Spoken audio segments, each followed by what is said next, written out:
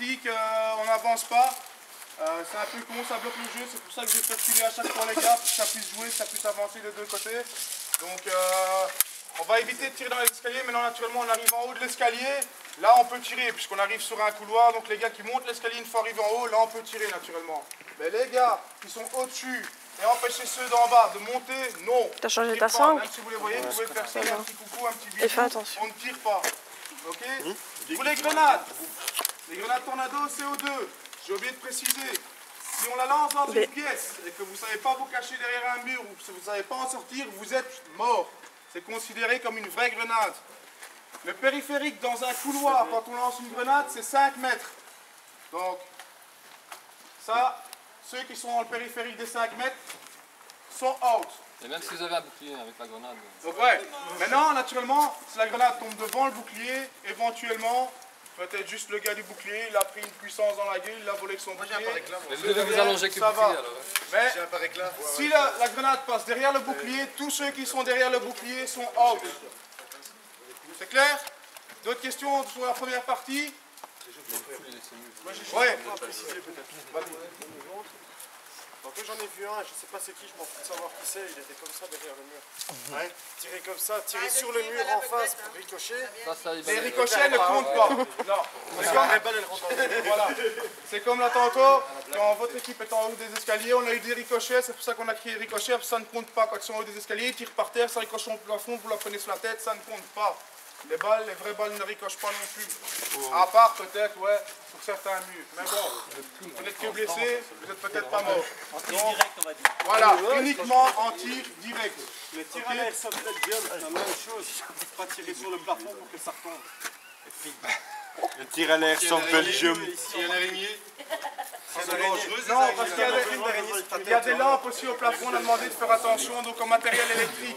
Donc, attention au cache, attention aux ampoules. Des deux côtés, il y a eu des tirs en full auto. Voilà. Bien précisé, pas de full auto à l'intérieur. Moi j'ai pris une rafale, donc j'ai gueulé 2 fois uniquement semi. Donc j'aimerais bien que ça reste en semi toute la journée. Il n'y a personne qui change quoi que ce soit sur sa réplique. Compris? Ok. Pour le scénario. Vous l'avez peut-être tous lu, mais je vais vous le répéter. Novembre 2011, pardon. Un ex-agent du FBI prépare une opération terroriste. Il est là. Visant à détourner 9 milliards de dollars que chaque pays membre de l'ONU s'apprête à transférer sur un compte principal. Donc, eux vont essayer de détourner cet argent que tous les pays transfèrent sur un compte, ils vont essayer de le faire transférer sur leur compte à eux. Je vous donne mon numéro de compte tout de suite, vous pouvez tout verser.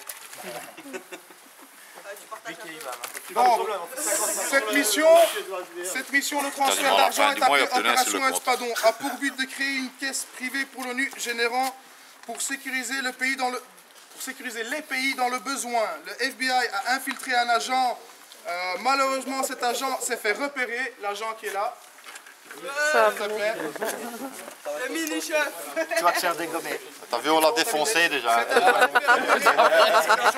On l'a déjà défoncé, c'est bon.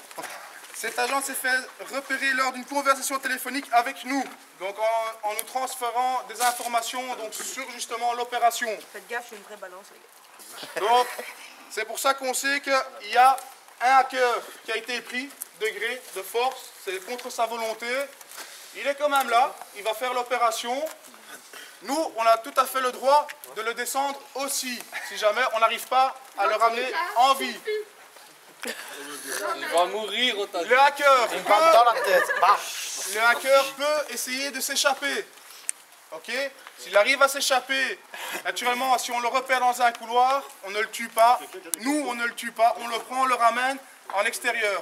Donc, notre coin là, la safe zone, ici chez nous, notre coin de respawn est considéré comme extérieur du bâtiment. Donc, ceux qui se trouvent là sont considérés comme à l'extérieur du bâtiment. Donc, une fois que le hacker est là, vous ne savez plus l'atteindre. Il est dans notre camp, c'est fini, le hacker n'est plus prenable. Ok? Donc, ça c'est pour le hacker. Le hacker, naturellement, vous, s'il s'échappe, à vous de le récupérer gentiment par la force, vous voyez, mais vous ne le tuez pas. Oh, il va pas tomber, Moi hein. qui la frappe. Je promets, il y a moi qui la frappe. Vous ne pouvez pas le tuer, parce qu'elle a 1 heure pour faire le transfert. Si en déant l'heure, elle est tuée, le transfert n'aura pas lieu. Votre mission a échoué. Ouais, mais c'est genre une heure réelle ou... Une heure réelle. Une heure réelle. Donc pendant une heure réelle, elle peut essayer de s'échapper, elle peut essayer de partir. Si vous la récupérez, vous la prenez, vous la ramenez à son coin, vous la rassez, elle aura une chaise.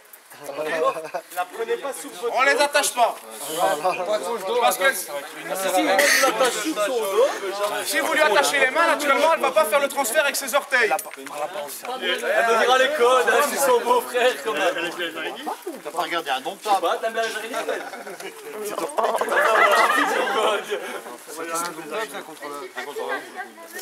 Donc, d'après les dernières informations, les terroristes s'apprêtent à passer à l'action. Ils détiennent donc le hacker et l'otage infiltré. L'otage infiltré étant blessé aux jambes parce qu'il a été naturellement roué de coups, lui ne sait pas s'échapper.